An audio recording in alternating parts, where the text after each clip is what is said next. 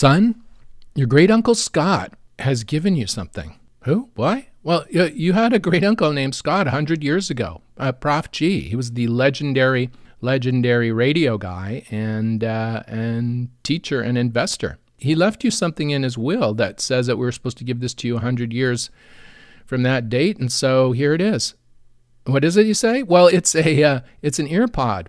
There was two at one point, but now, anyway, it's an Earpod, and you put it in your ear, and you walk around and you talk. And yeah, they used to do that in the 2020s. And he was kind of an interesting character. He used to fly to Saudi Arabia to stand next to piles of money. It's just the weird shit they used to do back then. Anyway, but the thing is about these products, these are the products that when the AI started building too many, and they just kept building more and more of these tech products that go obsolete in 5 years, and the whole surface is a giant landfill of tech products. And it's the main reason we live where we do today. Now he's left your sister, Cara 25B, this amazing 18-karat gold ring from the Tribe Jewelers in Canada. Somehow he bought this, and since the Tribe people only made one of each product, this is worth $35 million at auction, at least. And that'll be enough to cover your sister's bedroom with radiation shielding. So Elon, Jesus, man. I mean, sorry, but let that be a lesson to you in investing. In this episode, I'm going to talk about why tech products aren't jewelry and why you shouldn't buy them as jewelry. And I'm going to talk about the longevity of products in general. And I'm going to talk about gold recycling, the lengths people will go to recycle gold, and the lengths we jewelers go to recycle gold. This is a show about jewelry, why we wear it, why it matters, how it's made, and what it means. I'm Alex D, and I turn cannabis into gold. I make mind-blowing jewelry in gold, silver, and platinum from cannabis plants here in Canada for stage, screen, for people who want to rock crazy jewelry. I'm the Cannabis Goldsmith.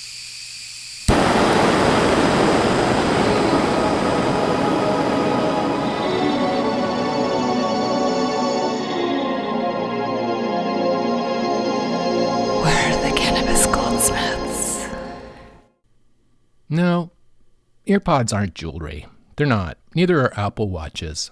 Apple Watches aren't jewelry.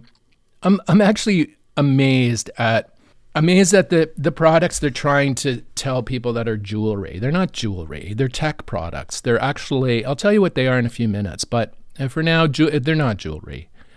I was listening to the Verge podcast, and they were talking about this product that's appearing now. It's called the Pendant. It's basically a microphone that records everything. You hang it around your neck, and all this data is going back to a tech company, to a cloud, and they're storing it and analyzing it and doing all, why would you even want that? That's not jewelry.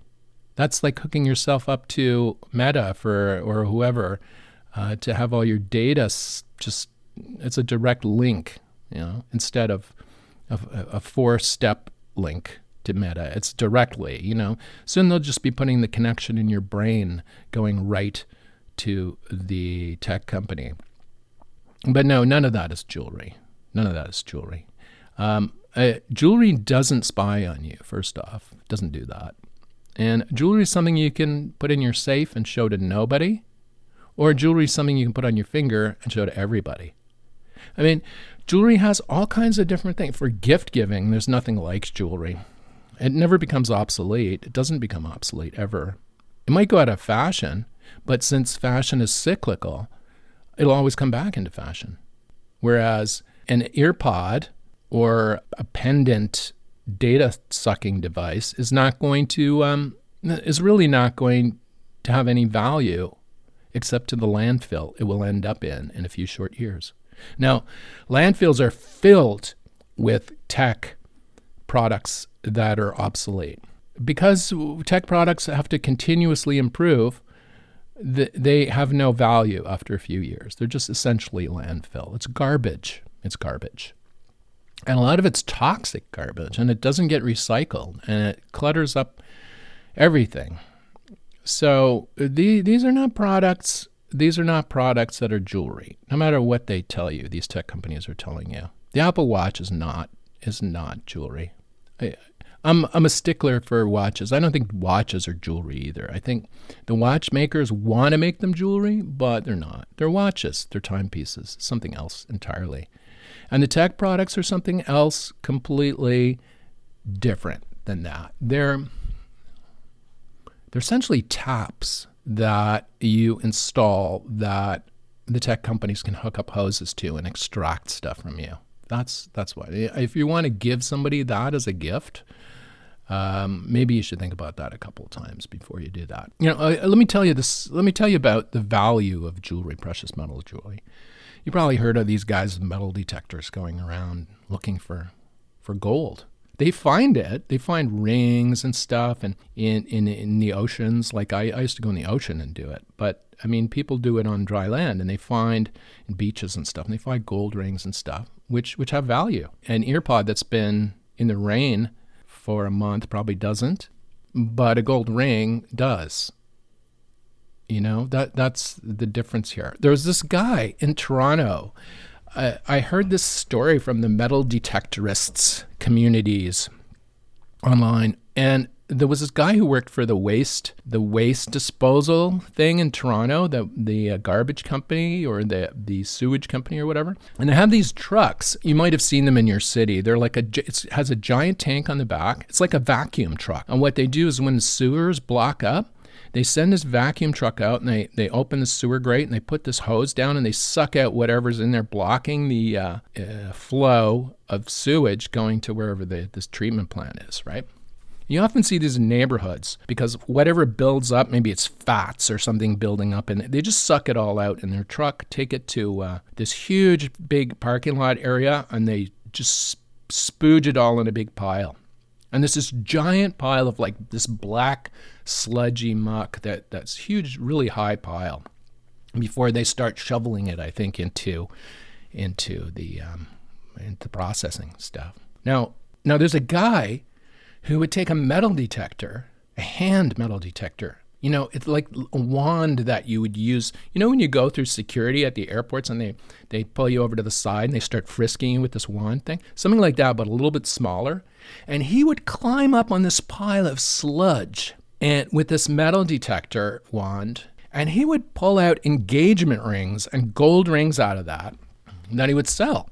Now, you're thinking, what would he find in that? Well, people who are above their kitchen sink, washing without a grate in the thing, the ring goes right out down the drain and into the sewer where it gets plugged up in whatever's blocking it. The truck sucks it out and deposits it in this huge mound on the pavement in the sewage treatment plant. And this guy would go into this like sludge with this metal detector wand and fucking pull out diamond rings, like huge diamond rings and gold rings. And it was just the grossest fucking thing ever. But you see, none of that will go into the landfill. If gold, jewelry, or anything like that of value in precious metals is lost, it'll be found and recycled. Trust me on this.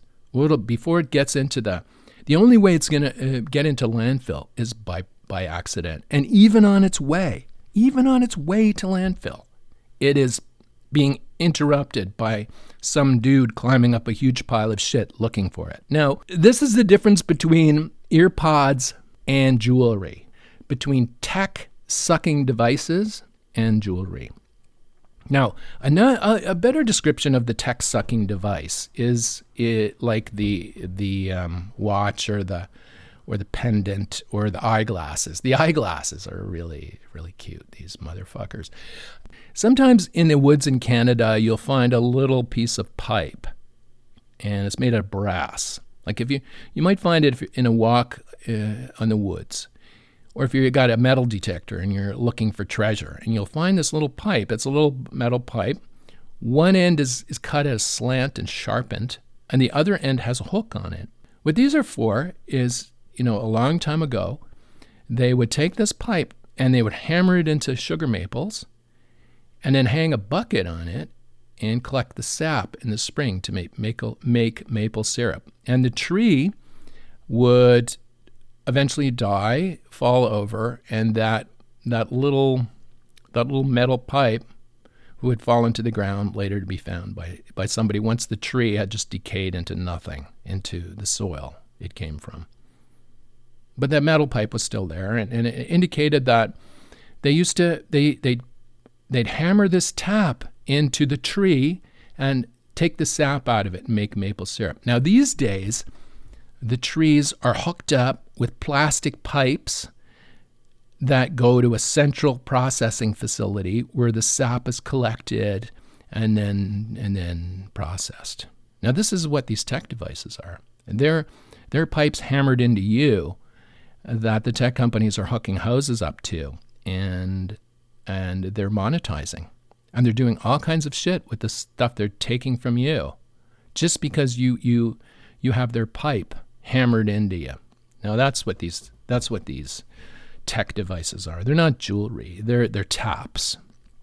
And now with this pendant thing, which was just shocking to me actually, it's simply they're not even trying to hide the fact that it's going to be capturing data for AI. It's just going to record everything for AI training.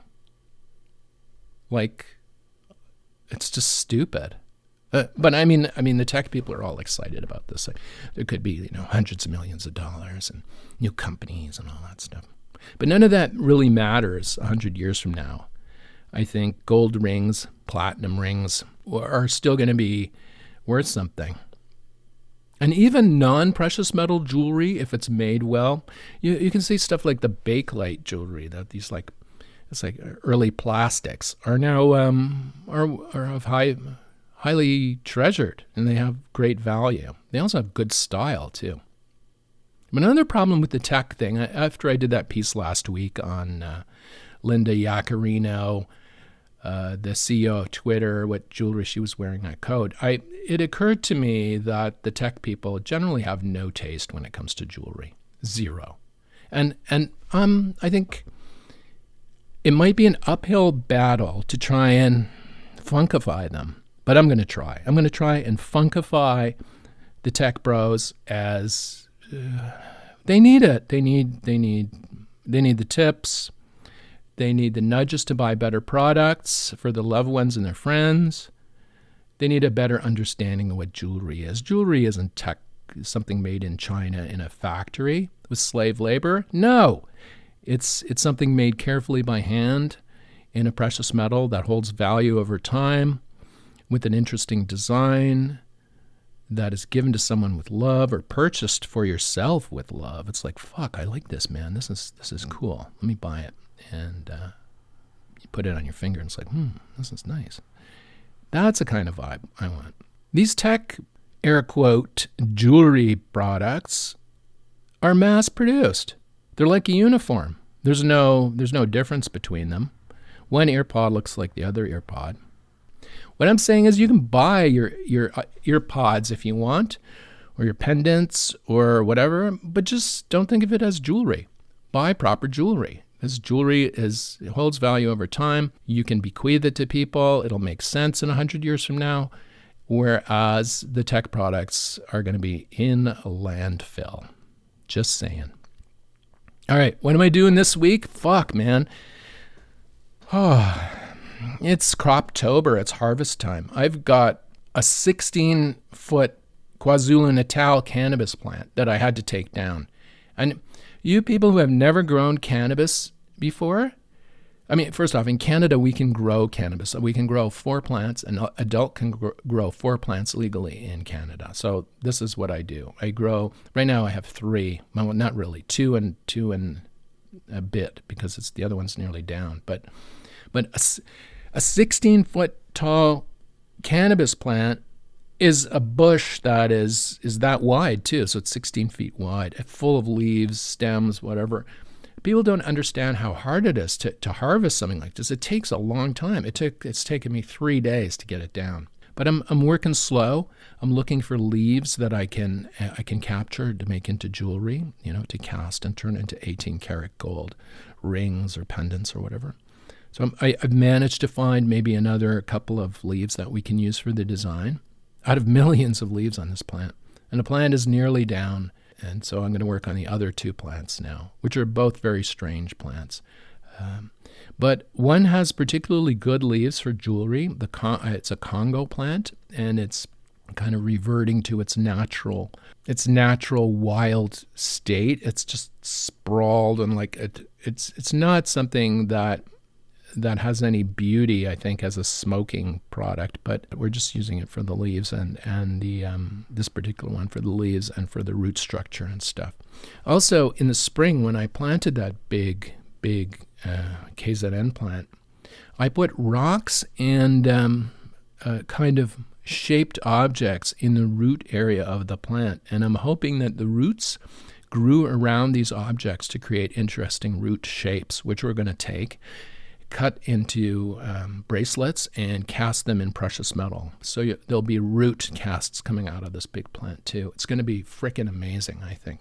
But so much work, and I'm racing against the clock because I have eye surgery in a week, and the first eye surgery. So I'm going to be kind of unable to do that kind of stuff. So I'm trying to get it all done now. It's a good amount of work left, but I should be wrapped up by the weekend, I think. It'll be done. What makes bespoke jewelry different and increases its value is that because each piece we make is unique and individual, but if we start making them in a specialized way for a particular client, there's a history to the piece, and that 100 years from now is going to be known, right? I mean, we'll be able to track the date it was made, how it was made, the story about it. There might even be some video about the manufacture of the piece that we've included, because we often shoot video for our clients. We produce these little videos. When I make a product for a client, we photograph it and video it as we make the product, as it's coming together, all the components of it, the finished piece. And so the client gets to see the product in development from the drawing all the way to the finished piece when they get it and receive it and put it on. But they get this content, this video and photo content that they can share with their friends, that they can watch as the piece is coming together. So it adds extra interest to getting a piece from Tribe. But it also is, this stuff is historical record too. So 100 years from now, when little Elon 25B wants to find out who made his Earpod, who knows, right? Who knows? But if they want to find out who made one of our rings, they can, and there might even be video about how it was made and the thinking behind the product and stuff. So that's the difference between what we make and mass production. They're not a uniform. They're different. They look different. And people who wear our products, they feel it. They know the product is theirs. It's not the person sitting across from them at dinner is not going to have the same thing on. And that's important to our clients. So it's not a uniform. It's a statement of character. Okay? It's not landfill. You're not wearing a landfill. You're wearing something that will eventually find its way back into the economy or into art or into human culture to be reused and not destroy the environment. But anyway, that's my piece on tech jewelry. Be careful. Be careful with tech jewelry, because it's not jewelry, first off. Second off, it's going to be sucking shit out of you, sucking data out of your life for the benefit of the tech corporations. Now, they control the platforms, the social media, all the advertising platforms. Though they're going to try really hard to convince us that this stuff is benign, that they're producing. It's jewelry, it's fashionable, whatever. It's not. It's basically just a data suck, a pipe. It's a tap they're hammering into you to suck data out for their own benefits. So that's what it is, Prof G, or anybody who's thinking about tech products as jewelry. It's not jewelry. It's landfill. Sure, buy as many tech products as you want. Go ahead, do it. Buy as many Apple Watches, Earpods, pendants, whatever, glasses. Go for it. But remember, jewelry is something else entirely. And when you're thinking about giving or bequeathing especially, tech products are not the best thing to leave to anybody in the future. They have a built-in obsolescence. They're landfill. They're landfill, essentially. Think about that. But jewelry is something that can be renewed, have a new life, find a new user in 100 years, maybe go up at auction, be melted down and made into something else entirely. And jewelry really keeps the history of the person who wore it. Like if you receive your grandma's ring, and this has her energy all over it. And as I mentioned last week, the energy part I mentioned here is the memory of her wearing it. That's the energy. So if you're bequeathed your granddad's ring and you put it on your finger, you're taking his energy and the memory of him wearing it with you on your finger. It's clear. Anyone who's ever received a gift or been given a gift like this from a grandparent or a parent understands the energies around a product like that. Now, if you're leaving your kid an Earpod, I'm not sure the energy, your energy is going to transfer to the recipient. Just saying. Anyway, I fucking hate tech companies. Every day they seem to be finding new ways to suck data out of us and monetize it or train their AIs. Training their AIs is the new thing now. They've taken all the data off the internet, and they're actually stealing people's music and lyrics and everything, and recombining it, and they're doing all kinds of stuff that's just not cool. And it's not really adding anything, I don't think, to art or culture. It's actually muddling it up and confusing it. It's like a froth it's like this froth when you're boiling up beans or something in water, and this froth forms on top. This is the AI product. I mean, it's trying to extract every bit of data it can from us. And this is why they're wanting to hang microphones on us or send Roombas. They want to put like Roombas around so that they can listen to everything in your house, Roombas with microphones on them and cameras so they can document what your house looks like from the inside. It's all data, right? This is their currency. They collect this data, and these tech companies need it. It's their oxygen. And if they don't get it, they can't sell us anything, right? They can't monetize us. So be aware of what you're getting into when you buy these products. But jewelry doesn't have that. Jewelry has boundaries, clear boundaries. If you're buying a ring, it's a ring. It's a round thing made of precious metal you put on your finger. It doesn't come with a data tap going to a tech company. Granted, I'm sure they're going to miniaturize rings that will do that. But then again, it's not jewelry. Jewelry is something else. So when you're thinking about buying jewelry for someone you love, I mean, don't think tech products. Think longer term than that. Think in 100 years what this gift will still have value, right? Whether it's because the maker only made one and it has carried its uniqueness across time in order to have a good value at auction, or whether it's simply melted down and the gold is reused and made into something else. I mean, nothing is wasted. When they say about gold, a lot of gold sellers or jewelers will try and say, oh, it's made with recycled gold, to try and get you more interested in buying gold. You know what? All gold is recycled. None of it is thrown away. None of it is wasted. None of it.